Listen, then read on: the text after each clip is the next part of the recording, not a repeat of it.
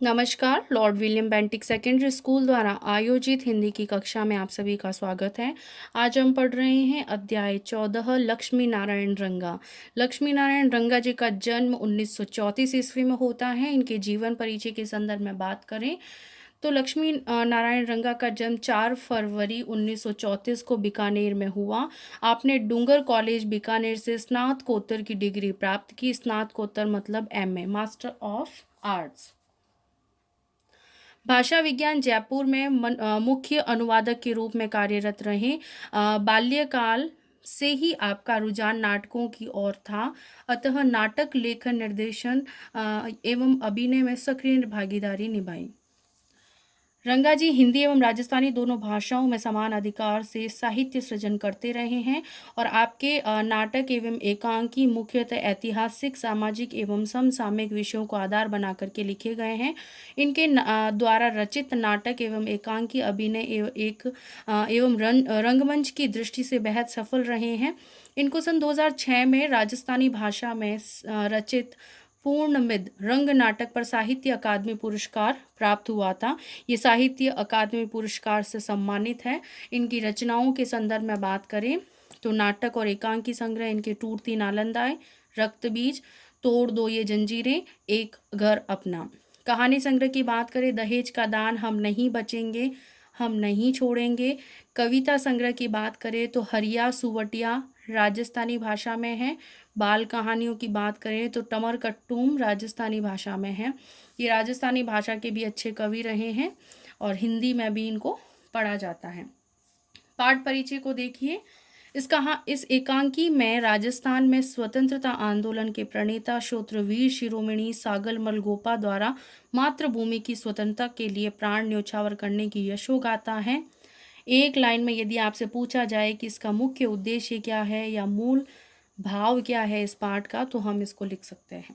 सागरमल गोपा ने जैसे राज्य के स्वेच्छाचारी शासन, अत्याचारी एवं निरंकुश सामंतशाही के विरुद्ध क्रांति का बिगुल बजाया, इससे क्रोधित हो सत्ताधारी वर्ग ने उन्हें बंदी बना लिया। बंदी गृह में उन्हें अमानवीय यातनाएं दी गई, लेकिन आपने आतताई शासन के सामने झुककर माफीनामा पर दस्तखत करने को मना कर दिया। दस्तखत मतलब सिग्नेचर करने से।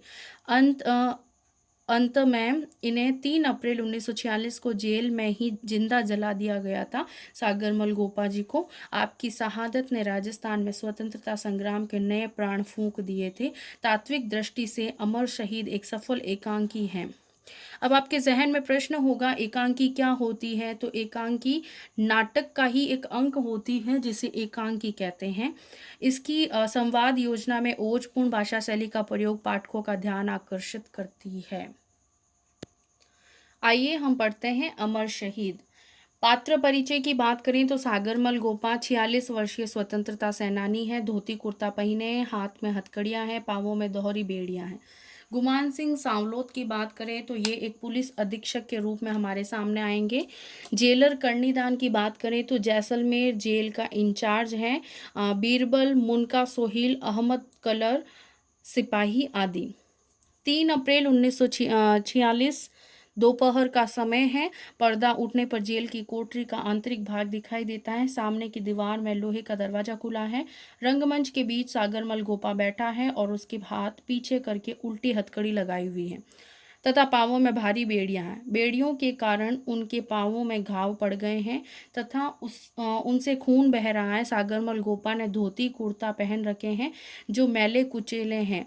बैतों से बार बार पीटने से कपड़े जगह जगह से फटे हुए हैं तथा उन पर खून के दाग लगे हुए हैं। सागर के चेहरे पर गहरी वेदना के चिन्ह हैं। वह हिलता है तो दर्द से हल्की चीख निकल जाती है। वह दांत भींच कर दर्द को दबाने की कोशिश करता है, पर नीचे के अंगों में मिर्ची की लुगदी चढ़ाई होने के कारण उसके थोड़े हिलते ही तेज चीख बरबस निकल जाती है। पीछे के दरवाजे से गुमान सिंह सांवलोत खूनी भेड़ियों की सी नज़र और मुस्कान लिए खड़ा नजर आता है। सागर कहता है चीख कर, नहीं नहीं नहीं, यह पीड़ा, यह अपमान, यह आग अब नहीं सही जाती। गुमान कहते हैं हंसकर, नहीं सही जाती। तो महारावल जवाहर सिंह जी से माफ़ी मांग लो। सागर कहता है माफ़ी, किस बात की माफ़ी, कौन से अपराध की माफ़ी मांगनी है।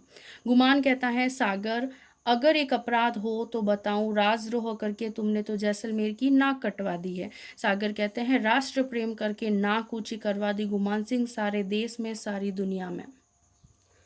गुमान, लानत है तेरी इस नाक पर, महारावल की जगह यदि मैं होता तो राजद्रोह में तेरी बोटी बोटी नुचवा देता। सागर कहता है पर क्यों। गुमान कहता है इसीलिए कि तुमने अन्नदाता के साथ गद्दारी की है। तुमने जैसलमेर राज्य का गुंडा शासन और रघुनाथ सिंह का मुकदमा किताबें लिखी। महारावल को डाकू, खूनी, हिंसक और आतताइयों का रक्षक कहा। इस राज्य को जंगल का राज्य कहा। सागर कहता है कि अपने कलेजे पर हाथ रखकर सोच गुमान सिंह, क्या मैंने यह गलत कहा है। गुमान कहता है बिल्कुल गलत। अरे नमक हराम, तेरी पीढ़ियों ने जिस भाटी महारावल का नमक खाया है तूने उसी थाली में छेद कर दिया, गद्दार। सागर कहते हैं गुस्से में, गद्दार मैं नहीं, गद्दार तुम और तुम्हारे महारावल दोनों हो, जो अंग्रेजों की छत्र छाया पाने के लिए मातृभूमि के साथ गद्दारी कर रहे हो, जनता को डंडे और अंधे कानून से दबाते हो। मैंने जो भी किया जनता के हित में किया है। गुस्से से गुमान बोलता है झूठे, क्या तुमने राज्य की जनता को नहीं उकसाया। क्या तुम लोगों ने ताजियों का झगड़ा नहीं भड़काया। क्या तुम लोगों ने दर्जी सत्याग्रह नहीं कराया। क्या तुमने हड़तालें और भूख हड़तालें नहीं कराई। क्या तुमने क्रांतिकारी कविताएं नहीं लिखी। क्या तुमने जैसलमेर के किले पर तिरंगा झंडा लहराने की घोषणा नहीं की। क्या तुम लोगों ने नहीं कहा कि महारावल को नजराना भेंट नहीं करेंगे। क्या तुम लोगों ने संकल्प नहीं किया कि महारावल के सामने सिर नहीं झुकाएंगे। बोल बोल, तुम लोगों ने यह सब किया या नहीं। अब सागर कहेगा किया किया किया, 100 बार किया और 1000 बार करूंगा। मेरे जीवन का ध्येय ही है जैसलमेर की प्रजा को जागृत कर सामंती अत्याचारों को नष्ट करना, और इसके लिए मैं प्राणों की बाजी तक लगा देना चाहता हूँ। गुमान कहता है गुस्से से, और तेरे जैसे पीवणे सपोलिए को मैं पाँवों से कुचल देना चाहता हूँ, ये भी मेरा एक सपना है। अब देखिए सागर यहाँ पर कहता है गुमान सिंह, तुम्हारे डायर और ओ डायर मेरी आवाज़ दबा नहीं सकते। तुम्हारा महारावल और सामंत मंडल मेरी आवाज़ से हिल उठेगा। मेरी आवाज़ में वो आग है जो तुम्हारी राक्षसी सामंती व्यवस्था को शमशान बना देगी, तुम्हारी मौत का पैगाम बन जाएगी। मेरी सांसों की एक फूंक से तुम्हारा जुर्म का राज्य ताश के महल की तरह ढह जाएगा। गुमान अब बोलता है चीख कर, ओह चुप कर कमीने, ये सामंती व्यवस्था तो शमशान बनेगी या नहीं, मेरी मौत का पैगाम आएगा या नहीं, तेरी मौत तेरे सिर पर अवश्य मंडरा रही है। ठहर, अभी बताता हूँ, जोर से पुकार कर बीरबल, मुनका, सोहिल, अहमद कलर, बाहर से तीनों की आवाज़ आती है। तीनों एक साथ, हुक्म रावलोत जी। गुमान कहता है सिपाहियों से कह दो कि शाहजादी के कुत्ते को थप्पड़े, लाते, घूसे, लाठी और बूटों की ठोकरें मारे, मार मार कर इसका कच्चूमर निकाल दे। बीरबल कहता है बाहर से ही, चलो सिपाहियों, निकाल लो अपने हाथ पांवों के वट। सिपाही आते हैं, कोई थप्पड़ मारता है, कोई बूट की ठोकर मारता है, कोई पीठ पर घूसा मारता है, कोई लाठी मारता है। सागर हाय हाय करता है। थोड़ी देर यह मारपीट चलती है, फिर वे सागरमल को जमीन पर गिरा देते हैं। उसके पांवों पर सिपाही खड़े हो जाते हैं। वह जोर से चीखता है। गुमान सिंह व सिपाही जोर से हंसते हैं। सागरमल तड़प कर बेहोश हो जाता है। गुमान सिंह कहता है फेंक दो इस जिंदा लाश को। सिपाही बेहोश सागरमल को घसीट कर रंगमंच में एक तरफ डाल देते हैं। इसी समय जेलर दरवाजे में से आता है। वह सागर की ओर ध्यान से देखता है। गुमान, अभी मरा नहीं है जेलर साहब, अभी तो इसे तड़प तड़प कर मरना है, वो सजा दूंगा कि यह। जेलर कहते हैं बीच में बात काट करके, वो तो ठीक है गुमान सिंह जी, पर सभी को एक ही लाठी से नहीं हाँका जा सकता। ये स्वतंत्रता के दीवाने सर कटा लेंगे पर झुकाएंगे नहीं। इनसे तो नीति से काम लेना चाहिए ताकि सांप भी मर जाए और लाठी भी न टूटे। गुमान कहता है असमंजस की स्थिति में गुमान होता है। फिर वो बोलता है कि आपकी बात समझा नहीं। फिर जेलर कहता है कोई बात नहीं, समय आने पर मैं समझा दूंगा। अब आप जाइए, मुझे सागर को होश में लाकर ज़रूरी बात करनी है। गुमान जाते जाते कहता है मेरी ज़रूरत पड़े तो मुझे बुला लें।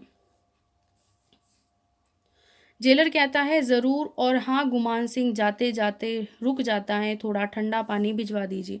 गुमान कहता है जाते हुए ठीक। जेलर सागरमल की हथकड़ी खोल कर उसे सीधा करता है, उसकी नब्ज देखता है। एक सिपाही गिलास और लोटे में पानी लाता है। जेलर सागरमल के मुंह पर 2-3 बार पानी के छींटे देता है, धीरे धीरे। गुमान कहता है लानत है तेरी इस नाक पर। महारावल की जगह यदि मैं होता तो राजद्रोह में तेरी बोटी बोटी नुचवा लेता। सागर कहता है पर क्यों? करारता हुआ सागरमल होश में आता है। जेलर उसे सहारा देकर बैठाता है, पानी पिलाता है। जेलर कहता है सहानुभूति से सागरमल। सागर। सागर करारते हुए जी। जेलर सागर अपने पर, अपनी इस जान पर रहम खा। तेरी यह हालत मुझसे देखी नहीं जाती। ओहो क्या दशा हो गई है तेरी। सागर कहता है धन्यवाद जेलर साहब, पर स्वतंत्रता के दीवानों को सहानुभूति की भीख नहीं चाहिए। जेलर तो तुम क्या चाहते हो? सागर कहता है दुख भरी मुस्कान से हमें चाहिए स्वतंत्रता, सिर्फ स्वतंत्रता। जेलर कहता है प्रसन्न होकर, वही तो मैं कहता हूँ, तुम स्वतंत्र हो सकते हो, मैं तुम्हें स्वतंत्र करा सकता हूँ। सागर कहता है बात समझकर, मुझे मेरी स्वतंत्रता नहीं, भारत माता की स्वतंत्रता चाहिए। यहाँ सागरमल गोपा की देशभक्ति हमें देखने को मिलती है। जेलर कहता है मेरी भारत माता तो स्वतंत्र हो या नहीं, पर तेरी सांसों का सूर्य जरूर अस्त हो जाएगा। सागर कहता है उठने का प्रयास करता है। जेलर सहारा देकर खड़ा रहता है, और इस स्वतंत्रता के लिए प्राणों के हजारों सूर्य भी अस्त करने पड़े तो मैं हर जीवन में ऐसा करने को तैयार हूँ। जेलर कहता है पर सागर जरा सोच समझ कर, स्वतंत्रता मिल भी गई तो तुझे क्या मिल जाएगा? तेरा घर, तेरा परिवार। सागर कहता है हल्की हंसी के साथ, स्वतंत्रता के दीवाने संसार में कुछ लेने ही नहीं, स्वतंत्रता को कुछ देने की तमन्ना रखते हैं जेलर साहब। वे अपने जीवन की सांसों के मोतियों से अपना घर नहीं, संसार को जलाते हैं। यहाँ उसका एक दृढ़ लक्ष्य और दृढ़ निश्चय हमें देखने को मिलता है। जेलर कहते हैं वो तो ठीक है सागर, पर मान लो तुमने जीवन भर संघर्ष किया और फिर भी स्वतंत्रता नहीं मिली तो यहाँ पर सागर कहते हैं तो क्या हो जाएगा? हम तो ये मानकर चलते हैं कि स्वतंत्रता का संग्राम एक लंबा सफ़र है। हम तो बस प्राणों की मशाल जलाकर उस पर चलना चाहते हैं। कितना चल पाएंगे, कितना बढ़ पाएंगे, कौन जानता है। जेलर कहता है और चलते चलते जिंदगी के कदम जो है वो थम गए तो इस पर वहाँ पर सागर कहते हैं तो यह मशाल हम किसी और के हाथों में सौंप कर मौत की गोद में सिर रखकर आराम से सो जाएंगे। इस पर जेलर कहते हैं पर सागर, तब तक जब तक जान है तब तक जहान है। क्या तुझे विश्वास है कि इन तेज तूफानों में तुम्हारी यह मशाल जलती रह सकेगी? सागर कहता है ये वह मशाल ही क्या जेलर साहब जो तूफानों में बुझ जाए? फिर भी अगर यह मशाल बुझने लगी तो हजारों दूसरी मशालें प्रज्वलित करके बुझेगी।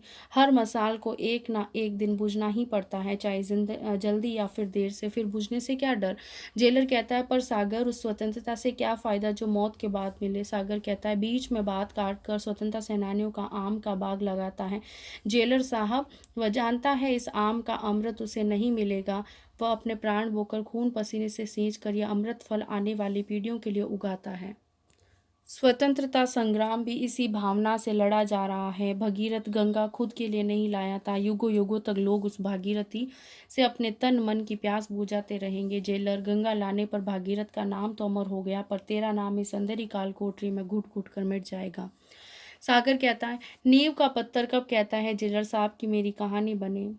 उस पर खड़ा भगवान ही उसकी जीवंत कहानी होता है। अंधेरे में घल कर भी वह अजर अमर है, चाहे उसका स्वयं का अस्तित्व उजागर न हो। इसीलिए नींव के पत्थर का महत्व हर कीर्ति स्तंभ से बढ़कर होता है। जेलर कहते हैं कि फिर भी हर काम करने वाला नाम तो चाहता ही है। सागर कहता है हल्की हंसी हंसते हुए, जेलर साहब बसंत लाने के लिए झड़ने वाले पत्ते कब कहते हैं कि कोई उनके यशो गीत गाए? वे तो चुपचाप झड़ जाते हैं और चुपचाप धरती की गोद में खाद बन करके समा जाते हैं, और उनके स्थान पर उगाते हैं नए हरे हरे पत्ते। जेलर फिर भी सागर, मनुष्य का जीवन 84 लाख योनियों से भटकने के बाद भी मुश्किल से मिलता है। उसे यूं नष्ट करना बिना किसी फल के बिना किसी फल की आशा के। सागर यज्ञ में आहुति देने वाला यह नहीं देखता है जेलर साहब कि उसकी आहुति में कौन सी लपट उठती है, उठती भी है या नहीं, बस तो वह तो सिर्फ आहुति देना ही अपना धर्म समझता है। जेलर कहता है, पर तुम्हारी एक आहुति से यज्ञ की कौन सी पूर्णाहुति हो जाएगी। सागर कहता है, जेलर साहब, जैसे एक बीज गलकर ही सैकड़ों बीज पैदा करता है, एक लौ जलकर ही हजारों दीप जला सकती है, एक लहर उठकर ही हजारों उठा सकती है, वैसे ही एक शहीद भी अपने प्राणों के बीच बोकर शहीदों की अमर फसल उगा सकता है।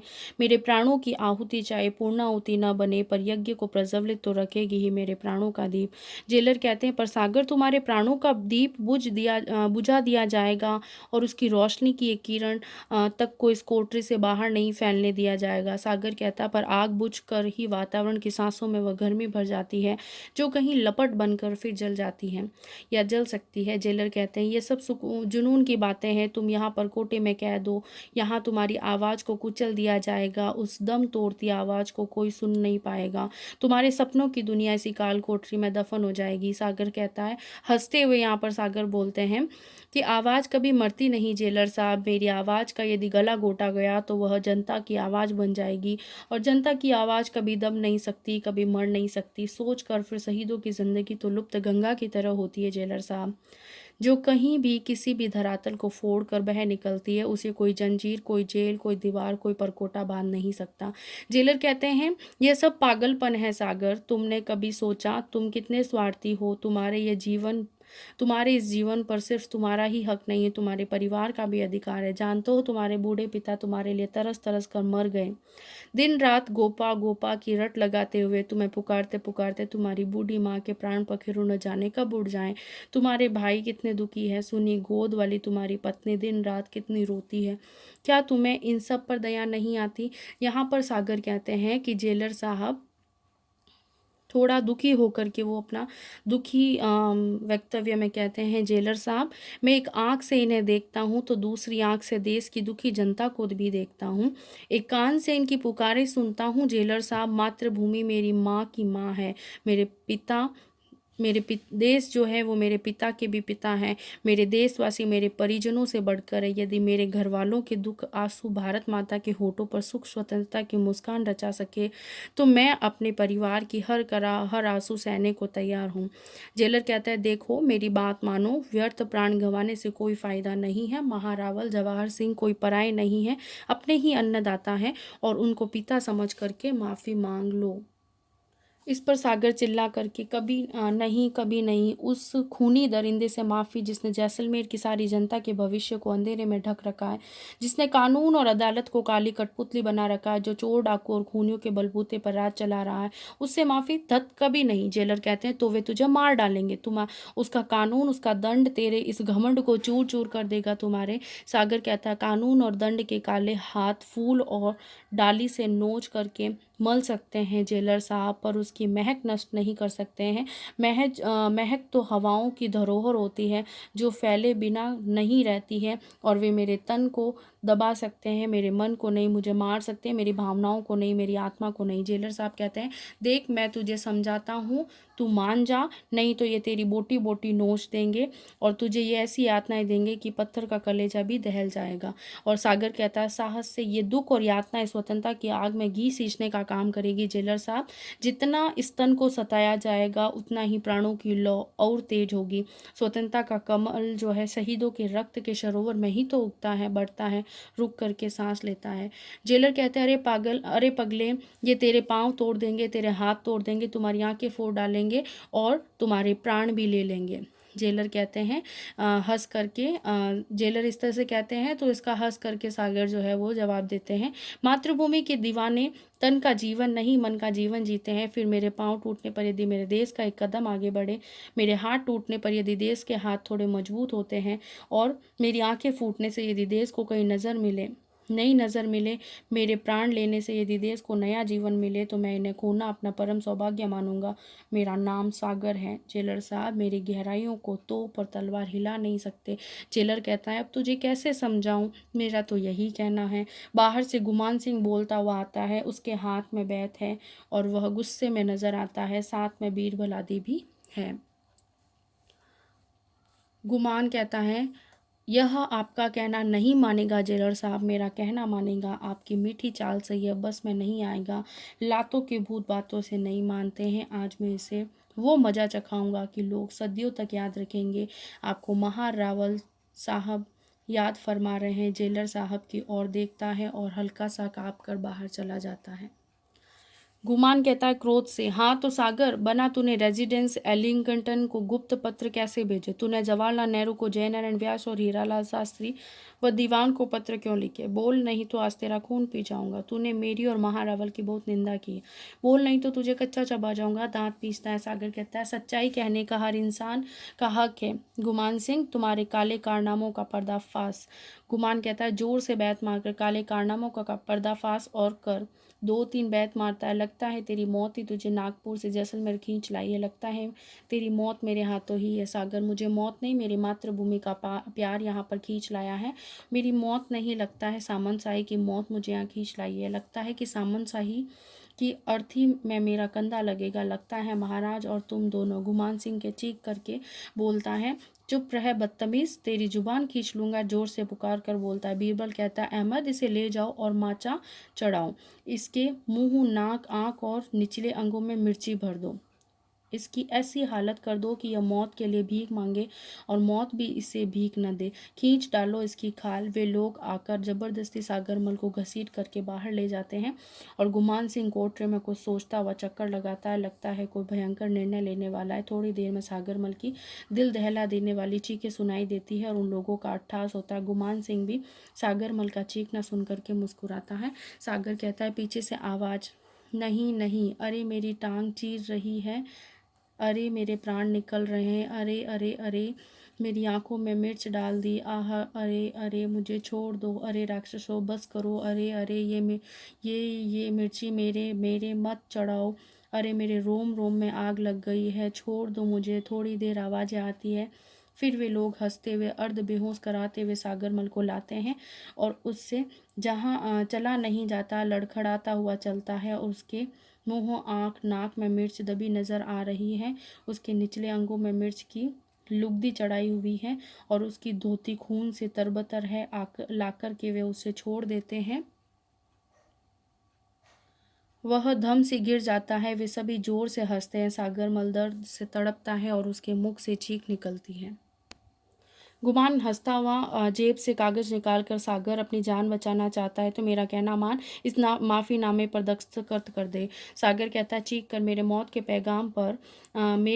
पैगाम पर दस्तखत करा ले। गुमान सिंह पर माफ़ीनामे पर जीते जी दस्तखत नहीं करूँगा। तुम लोगों ने पहले भी नार की यातनाएं देकर मुझे गलत फहमत में दस्तखत करा लिए और मुझे नाहक बदनाम किया। अब मैं हाथ कटवा सकता हूँ पर किसी कागज़ पर दस्तखत नहीं करूँगा। गुमान तू क्या नहीं करेगा, तेरी छाया करेगी। तूने गुमान सिंह का गुस्सा नहीं देखा है, देख, या तो माफ़ीनामे पर दस्तखत कर ले। या सागर कहता है बीच में बात काट कर, ताकि माफ़ीनामा दिखाकर तुम मुझे जनता की नज़रों में गिरा सको, दस्तखत करके जनता और सरकार को बता सको कि मुझ पर कोई अत्याचार नहीं किया जा रहा। गुमान सिंह, तुम्हारी यह साजिश सफल नहीं होगी।